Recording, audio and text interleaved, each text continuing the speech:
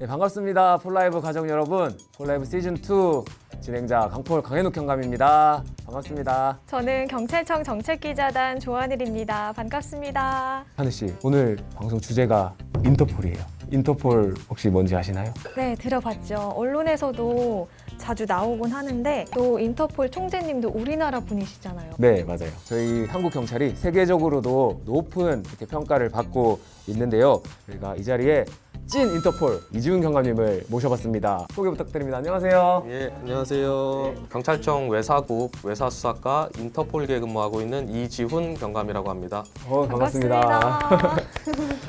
예, 일단 인터폴은 이제 정식 명칭은 이제 한국말로 국제 형사 경찰 기구입니다. 우리나라는 이제 1964년에 가입을 했고 저희 인터폴계 같은 경우는 이제 크게 세 가지로 나눌 수 있는데 이제 첫 번째가 이제 도피사범 송환 업무를 주로 하고 있고 두 번째는 이제 194개 인터폴 회원국과 수사 공조 업무를 하는데요. 회원국끼리 그 공유하는 인터폴 전용 통신망이 있습니다. 그 통신망의 활용 자체도 저희가 전 세계에서 4위를 기록할 정도로 굉장히 많이 활용을 하고 있고 뭐 인터폴 적색 수배자에 대한 입국 차단, 또 우범자에 대한 입국 차단 업무까지도 하고 있고요.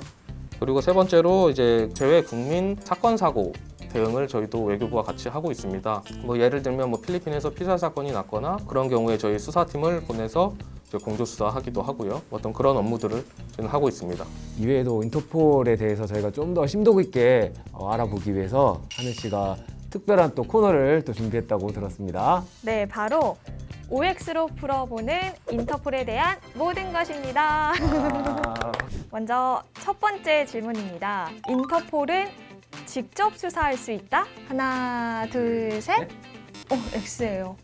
우리 인터폴도 경찰인데 수사를 못 하나요? 네, 사실 그렇게 오해하시는 분들이 굉장히 많아요. 뭐 TV에서도 인터폴이 뭐 전 세계 다니면서 직접 수사를 하고 인터폴이라는 기구는 이제 직접 수사를 목적이 아니라 각 국가들이 수사 공조를 원활히 할 수 있도록 뭐 회의를 개최를 해서 각 나라들을 참여를 독려를 한다든가 어떤 프로젝트를 같이 하자라고 이렇게 설득을 한다든가 어떤 이런 역할을 하는 것이고 이러한 이유는 각 나라마다 이제 다른 사법 체계와 다른 형사 절차가 있는데 인터폴에서 어떤 수사가 필요하다고 느끼면 해당 나라에 그 수사를 요청을 하고 그 해당 나라에서 그 수사를 진행을 하게 됩니다. 추가적으로 말씀드리면 그 인터폴이 일부 관여하는 경우는 있는데 큰 대규모 스포츠 행사, 올림픽이라든가 아니면 전 세계적인 테러 이런 사건이 발생했을 때 자신들이 보유하고 있는 수사 인력을 이 해당국의 승인 하에 일부 파견을 해서 수사를 도와주기도 합니다. 이건 도와주는 개념이지 직접 수사를 한다라고는 보기 힘든 개념이고요. 뭐 그런 경우는 일부 있습니다. 두 번째 질문입니다. 인터폴에게는 범인을 직접 체포할 수 있는 권한이 있다? 하나, 둘, 셋. 이번에도 X예요. 앞에 질문하고 이제 동일한 맥락인데요. 체포도 이제 직접적으로 물리력을 행사하는 것이기 때문에 그 해당 나라의 사법 체계와 어떤 형사 절차에 맞게 집행이 돼야 되거든요. 그래서 쉽게 말해서 뭐 인터폴이 한국에 와서 뭐 자기들이 원하는 인물들을 체포를 한다. 그러면 한국 경찰이 그 분들을 불법 체포로 체포를 할 수가 있습니다.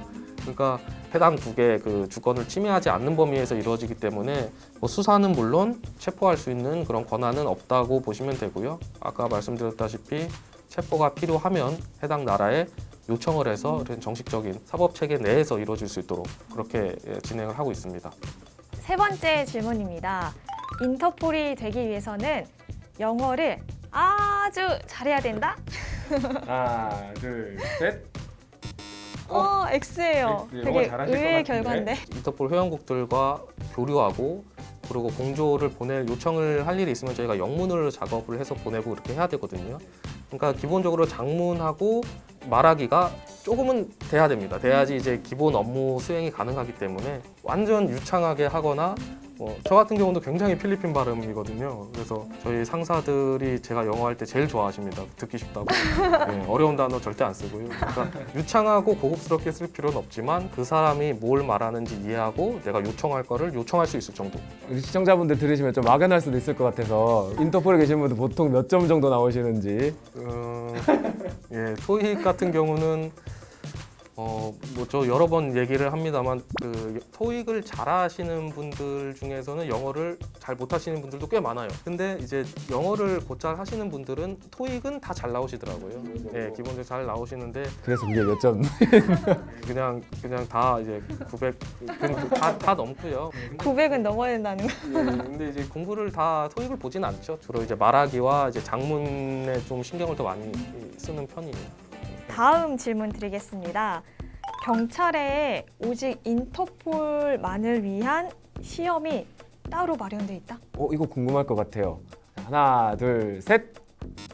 이것도 X예요. X. 이 부분도 굉장히 질문을 많이 받아요. 실제로 사석에서도 그렇고 이메일을 보내오시는 경우도 있고요. 결론적으로 따지면 인터폴만을 위한 그런 어떤 그 시험은 없고요. 우선적으로 경찰에 입문을 하셔야 됩니다. 뭐 순경 공채시든 뭐 경찰대학이든 뭐 간부고생이든 들어오시고 나서 저희 내부 공고에 지원을 하시고 선발이 되시면 인터폴에 근무를 하실 수가 있고요. 물론 이제 예외적으로 인터폴 본부에 직접 지원하시는 방법이 있습니다. 그 인터폴 홈페이지에 접속을 하셔서 직접 그 공고를 보시고 전 세계 지원자들과 경쟁을 해서 선발되시는 그런 방법이 있을 수가 있겠습니다. 그러면 마지막 질문. 마지막 질문입니다. 인터폴이 갈 수 없는 나라도 있다? 하나, 둘, 셋. 오. 이번엔 다 할 수 오해요. 있을 것 같은데. 맞아요. 이 부분도 굉장히 많이 오해를 하세요. 일반 사람들이 갈 수 있는 범위, 뭐 해당국의 이제 출입국 정책에 맞춰서 입국하는 게 그 대부분이고요. 그 일부 뭐 중국이나 그 동남아권 같은 경우는 관용 여건으로 인해서 조금 일부 혜택을 받는 경우가 있어요. 뭐 비자 면제라든가 뭐 그런 경우가 좀 있고. 그러면 공조하고 있는 국가가 194개국 맞죠? 194개국 이외에서 범죄자를 수배해야 되는 일들이 생기면 그럴 땐 어떻게 하나요? 그냥 일반적으로 들을 때는 194개국 하지만 굉장히 많은 나라가 있어요. 그냥 내가 알고 있는 나라 말해봐 했을 때 30개국 이상 얘기 못 할 거예요. 그 말은 194개국에는 우리가 들어보지 못한 키리바티라고 들어보셨나요? 아니요. 처음 키리바티 들어요. 2018년에 이제 인터폴 가입국이 됐는데 뭐 정글의 법칙에 나오는 바누아 이런 데도 다 인터폴 회원국이에요. 다만 이제 가입국이 아닌 나라와 공조가 필요할 경우에는 또 그 나라의 우리 외교부에서 재외 공간을 만들어서 재외 국민을 보호하는 그런 재외 공간과 협업해서 진행을 하고 있고요. 그런 경우는 많지는 않습니다. 네, 그러면 우리 경감님 인터폴을 대표해서 마지막으로 한 말씀 부탁드리겠습니다. 저희 한국 인터폴에서는 도피사범 송환 그리고 국제공조 수사 그리고 재외국민 사건 사고 대응을 주 업무로 하고 있습니다. 이러한 수요는 앞으로 계속 증가할 수밖에 없거든요. 그래서 그에 따라서 인터폴의 이제 조직이나 기능도 확대가 되어서 국제범죄 대응과 어떤 도피사범 송환이 활성화되었으면 좋겠고요. 그렇게 되면 또 국민들한테 편익이 또 돌아가는 거거든요.